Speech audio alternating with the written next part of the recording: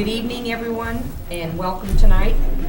I'd like to call to order the Guthrie Public Schools Board of Education meeting for March 7th, 2016. Roll call, please. Davis. Here. Salee. Here. Pearson. Here. Pennington.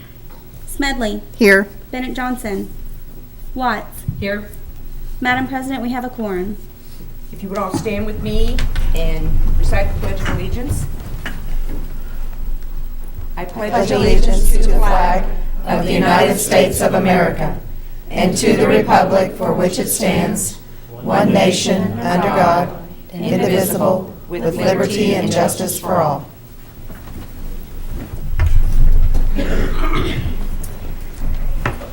First item, presentation by Mr. Brian Billings from Sonic of East Guthrie. Mr. Billings, come on up. We always enjoy welcoming you to our board meetings. And I believe you have a presentation for one of our principals. I do. And obviously, we want to thank you for your continued support of Very Guthrie much Public so. Schools. Every year, if you hadn't know it, we donate money to one of our schools. About 4 years ago, I decided we usually do $1,000 to every school. And I suggested that instead of doing $1,000, we can do one check for $7,000 to one school, and we'll just rotate it throughout every year and try to get every school in there. So this year, the high school was lucky enough to draw the winner, and I have a $7,000 check for the principal. Come on up here and grab your money.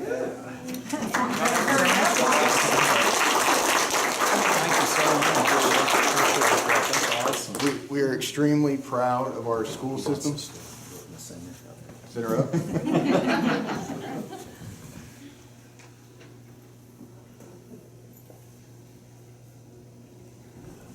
And while I'm here, I have to brag on my daughter, who's a first grader, who at the beginning of the year could not read, and now can read in an English accent if she wanted to.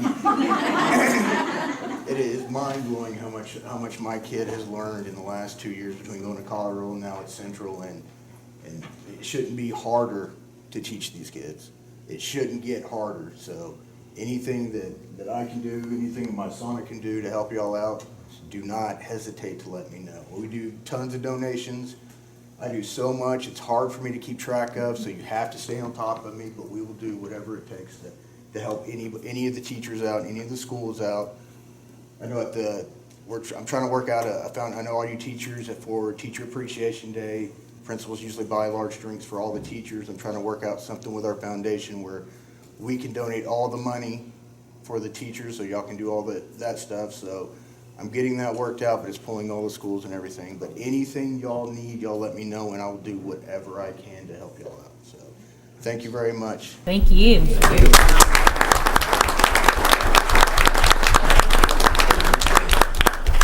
Brian, thank you on behalf of Guthrie Public Schools for your generosity and your continued support. Very well. Over many years, there's been a lot of money flow from your Sonic to these teachers and ultimately our students. Thank you again. Money well spent. Thank you very much. Thank you. Next, we have the presentation of the Certified and Support Employee of the Month. Mr. Ogle. First up is the Support Employee of the Month. Dennis, why don't you come on up? Presenting a plaque and a Sonic gift, $25 gift card from the Lions Club.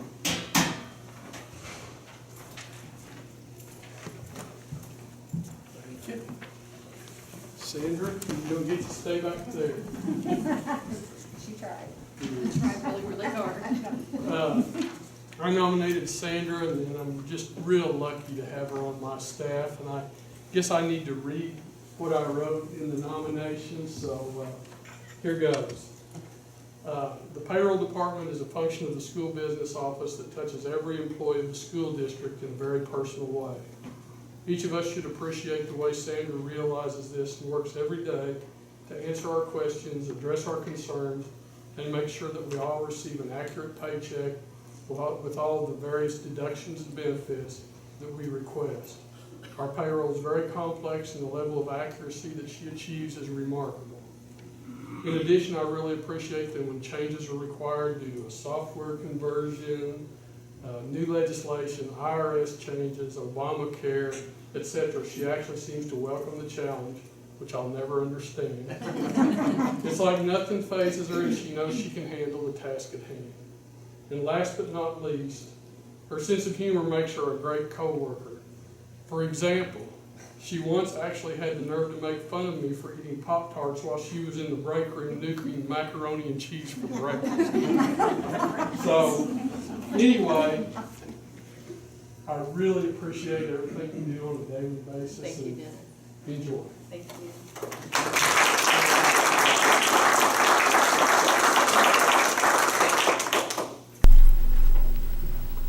I might add with Sandra, she's also the district website webmaster. And on more than one occasion, when it is not work hours, it may be the weekend, or she may be off, or we may have an emergency that we need to get something up there. I've called her, and she's, when she was not working, and she came in and took care of it and didn't bat an eye about any of it.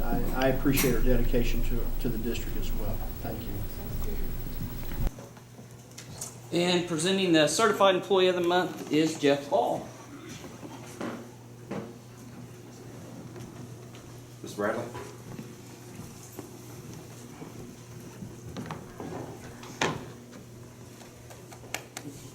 When you think of someone who has had a major impact on your life, it's usually a teacher.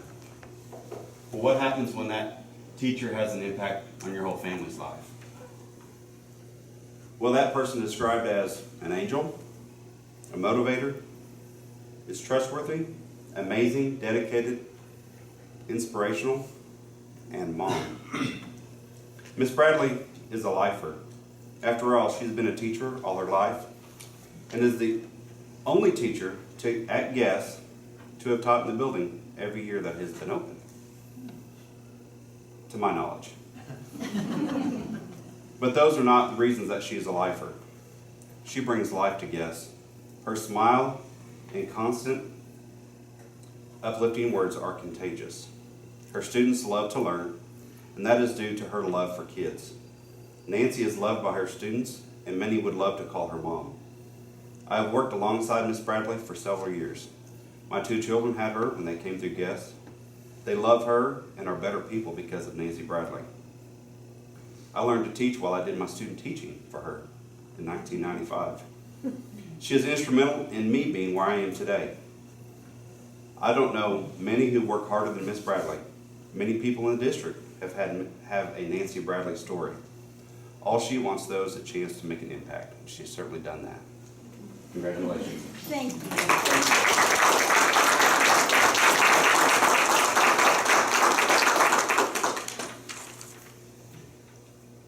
Just kind of get you guys up there. Mention about Miss Bradley, when I'm having a bad day, I try to go visit a classroom or two, and when I know I need a pickup, I walk into her classroom because I know it's going to be a work of art, and it is every time I've been in there. I'm asking for any help in talking her out of retirement. We've already had a discussion up here. We did not take a poll, and we have not voted, but we will not accept a resignation from her.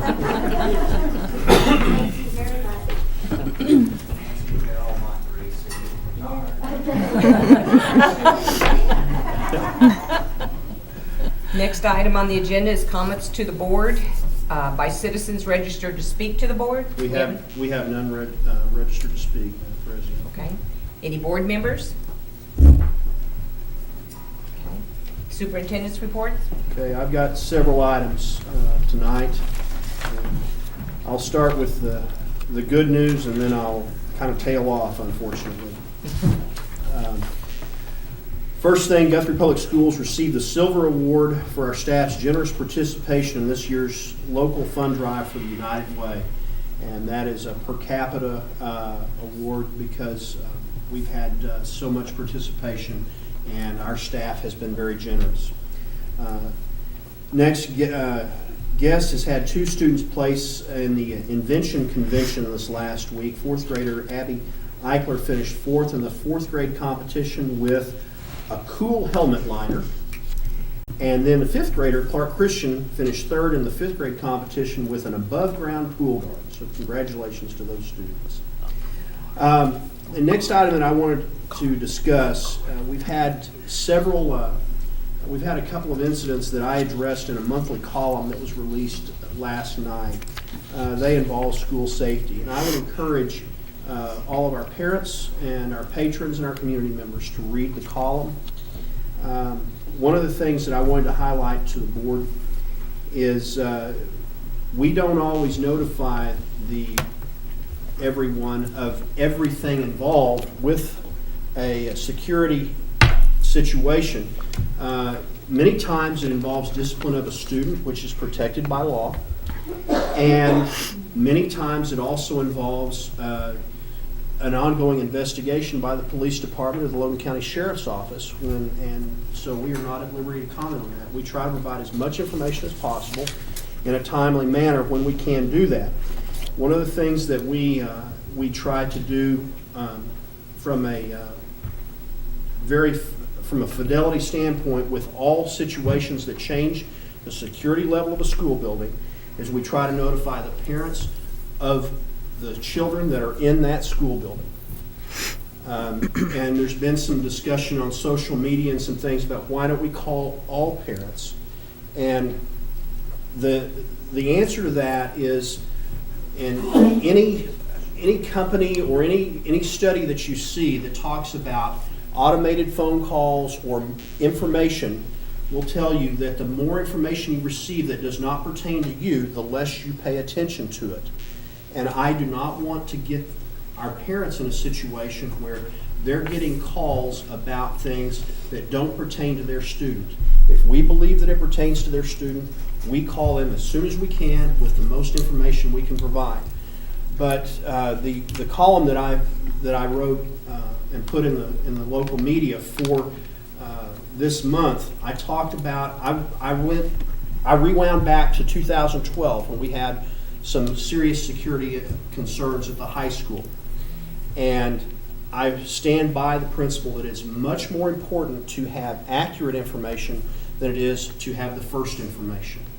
Because inaccurate information in the wake of potentially a crisis can lead to an unnecessary panic. And I want everyone to understand that the decisions that we make as a district are always in the interest of safety for the students, and we take care of the students first, and then we inform when it's appropriate, in an appropriate fashion. Moving along, the next part of this is where it really tails off, and this is regarding budget cuts. And with the last state revenue failure, Common Education has been cut a total of $109 million this fiscal year. The most recent cut of $62.3 million will equate to a 4% cut. This, along with a 3% cut earlier, now totals almost $400,000 in cuts due to revenue failures for our district. When you add that to the midterm adjustment we received in funding due to additional students in the state, our total cuts absorbed to date are now at $636,819. Obviously, this is having a dramatic effect on our projected carryover balance as we look to finish out this fiscal year.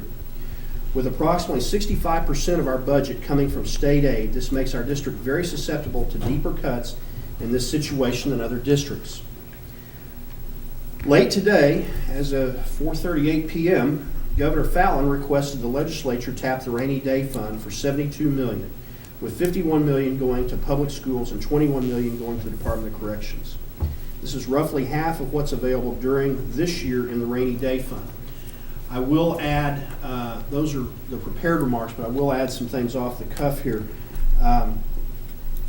The Department of Corrections, before this last cut, projected their shortfall before the end of this fiscal year to be at $23 million. Talking this weekend with a member of the legislature that I have good friends with, the talk around the Capitol was with the latest cuts, their needs could be as high as $40 million just to get through the end of this fiscal year. So The governor has is requesting to tap half of the rainy day fund. If the legislature acts on that, it could soften the blow that we just received. And I put in front of all the board members a copy of where we are right now on the cuts. And it details it out. Some of it was a little different than what we've communicated before, because when it finally got handed down by the State Department of Education, it was tweaked a little bit. This is where it stands right now.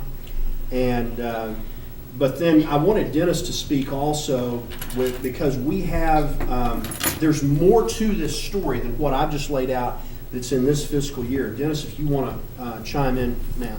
Yeah, I think in addition to what you said, the things that come to my mind are that at the beginning of the year. Make sure he's got the microphone where he can pick him up too. At the beginning of the year, we were cut from what we actually collected, and I think I'd already mentioned this maybe before, in state aid by $800,000. So that's more than all the cuts so far this year. So when you compare what we're going to collect this year compared to last year, it's really more severe than just the cuts that have occurred since the start of the year. We actually started the year with $800,000 less in state aid than what we actually collected last year. I think another thing is that the cuts we're looking at that have already been mentioned are just to state appropriated funds, those things that the legislature appropriates directly to us. And that doesn't count the losses that we've experienced in dedicated state revenues that already come directly to us, like gross production tax and motor vehicle license. And that's probably another $500,000. I would say at least $400,000 in gross production tax alone is going to be what we're going to lose from last year. So the cuts that have been talked about by Dr. Simpson are from the beginning of this year until now. But if you compare what we actually collected last year to what we're probably going to collect this year, the cuts amount to more like $1.8 million for this year. And to put that in perspective, I looked at what that would do to our fund balance. This late in the year, there's not a lot we can do to cut expenditures. We've already obligated all of our salary contracts and everything, so there's very little wiggle room. And even if there were no further cuts next year, which we know is not the case because next year's revenue shortfall is larger than what we experienced this year, but even with no further cuts, if the revenues and expenditures stayed the same as they are this year, our fund balance would be nearly gone by the end of next year. So it's a real serious situation. This is real, and no ERA stimulus money to kind of make up the loss this time. So we're kind of on our own. That's kind of my thoughts. You know, and that's something that we've been trying to prepare, not knowing how bad it was going to be, trying to prepare the board, the staff, and the community for what lies ahead. And I wanted to run through some changes that we have implemented since the last board meeting that are designed to save some money. Each field trip that we take as a district, in the past, we were not fully, the cost of that was not fully borne by the organization or the site. We're now doing that. They're being charged the actual cost of the field trip. And Mr. Schultz, those requests go to him, and he and I both have a discussion about any field trip that's going to happen in the district. And then the other thing, we had a few of our vehicles that were used by different departments that their department was not being charged for fuel. It was being eaten up in the transportation department. And we're actually charging those departments for fuel now. We hope that will allow them to be somewhat more conservative and watch what they're doing. Now, some things going forward. There will be some other things discussed tomorrow when the administrative council meets, but one of the things that's going to be a change, we're going to, after April 1st, only allow emergency purchases as far as purchase requests going forward. That way, that's designed, and in the past, that's been at the end of April. That's designed so that we can reconcile with a better accuracy our fund balance going forward in the fiscal year. Also, we're going to look very carefully at all overtime and look for alternatives to that. And we've been examining that quite a bit. And then Mr. Ogle has had an extensive examination that I've gotten, he put on my desk. I got it this morning, and I've gotten about halfway through it on the cost by site for all of our personnel costs and by department. And so we are looking very carefully at that to make sure that, and then also when we have any hiring that has been done, we carefully evaluate that. Job postings, and Mr. Ogle and I worked this out 1st of January. Any job postings, I don't allow those to be posted until I review it with him on those, and we're going to look very carefully at opening any positions going forward as well. And we'll look at attrition with the entire goal being to avoid a reduction in force. And so we are leaving no stone unturned, but the reality is that, as Mr. Schultz said, this is real, and this is, I would say, I think this is a safe statement. This is unprecedented in our state for education, certainly in our district. And one of the saving graces that we have is the fact that we have prepared, and we are much better prepared than many school districts that are comparable in size and in budget. But even with all that preparation, there are limits to what we can tolerate. And so that's my report, Madam President. Thank you, Dr. Sorry, Simpson. it's not better.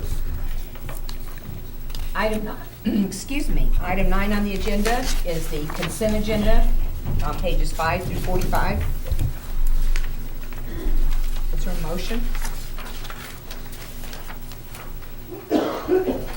I'd move to approve the consent agenda. Second. Roll call, please. Davis. Yes. Salee. Yes. Pearson. Yes. Smedley. Yes. Watts. Yes. 5 ayes, 0 nays. Excuse me. Item 10, recommendation, consideration, and action upon the contract with the Center for Responsive Schools Incorporated for professional development for elementary teachers from May 31st through June 3rd, 2016. This is on pages 46 through 50 of your packet. Ms. Walters will answer any questions. This is federal funds that is used for professional development, so it is not out of the general fund, and it's an item that we can only use these funds for professional development. Is there any comments by the board? Discussion? Is there a motion? I make a motion that we approve the contract for the Center of Responsive Schools for professional development for elementary teachers from May 31st through June 3rd, 2016. Second. Roll call, please. Davis. Yes. Salee. Yes. Pearson. Yes. Smedley. Yes. Watts. Yes. 5 ayes, 0 nays. Excuse me. Item B on the agenda, recommendation, consideration, and action upon the contract renewal with Municipal Accounting Systems Incorporated for providing software and support for financial accounting, personnel, child nutrition, and student information programs, including student grade books. This is on pages 51 through 56 of your packet. Mr. Schultz brings this item. This is an annual renewal of all of the systems that essentially run our finances, as well as our student information system. And there is a small increase of $294, and recommend approval. I move we approve our contract with Municipal Accounting Systems, Inc. for the following year. Second. Roll call, please. Davis. Yes. Salee. Yes. Pearson. Yes. Smedley. Yes. Watts. Yes. 5 ayes, 0 nays.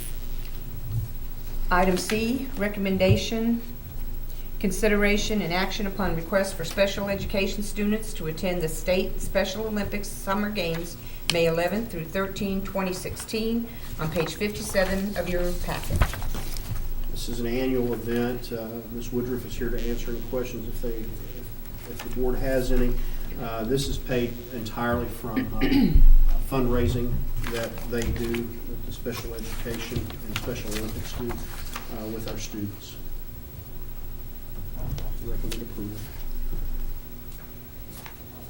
I move we approve the request for the special education students to attend the State Special Olympics Summer Games, May 11th through 13th, 2016. Second.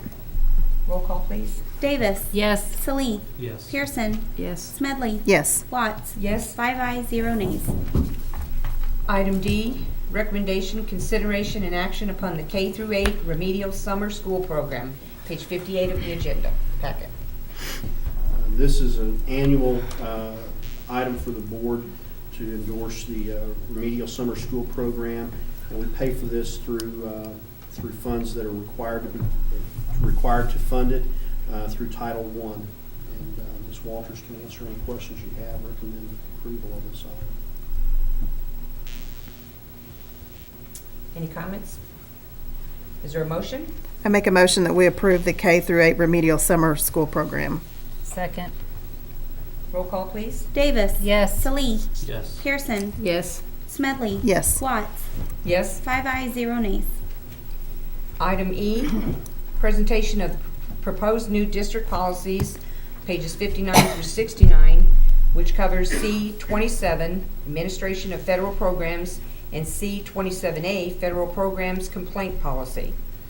These are two new policies that are recommended by our attorney. We have new federal guidelines that always make us happy when we hear that with regard to administration of federal programs.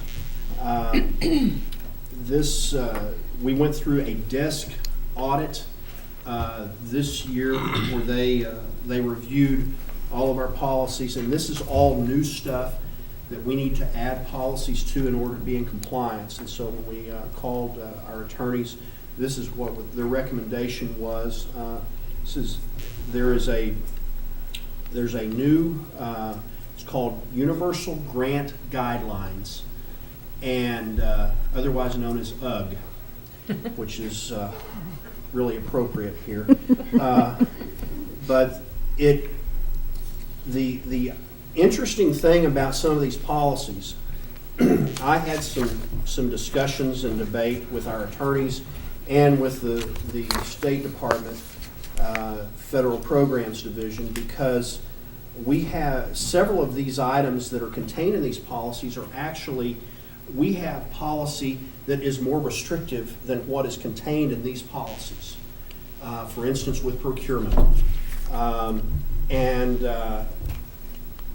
The recommendation from our attorney is it will make our audit easier if we approve the policies as they are written and not refer to other policies that we have, even if they are more restrictive.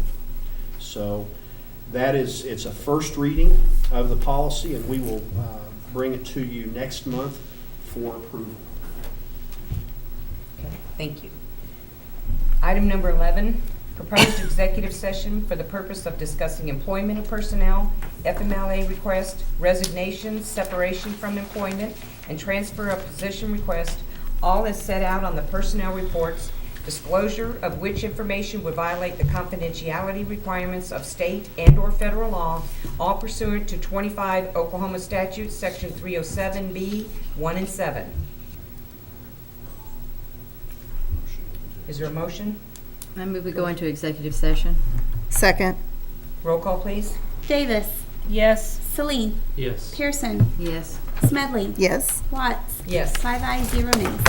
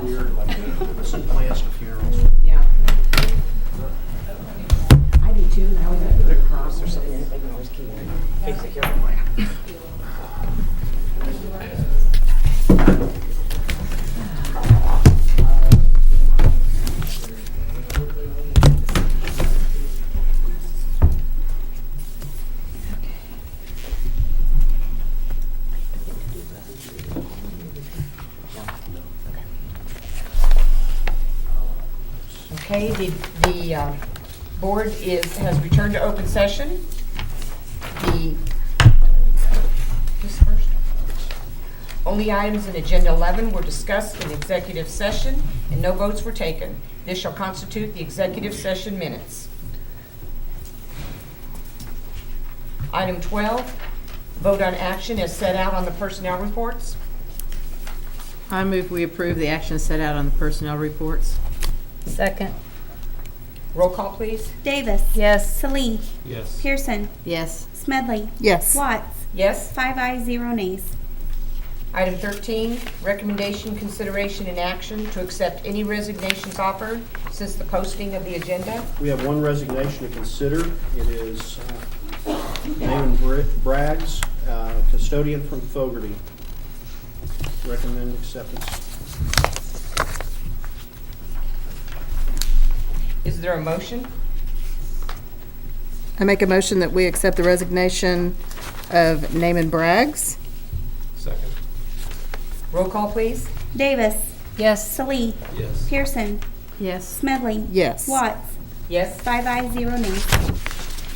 Item 14, discussion and possible action on new business not known about or could not have been reasonably foreseen at the time of the agenda posting. We have none.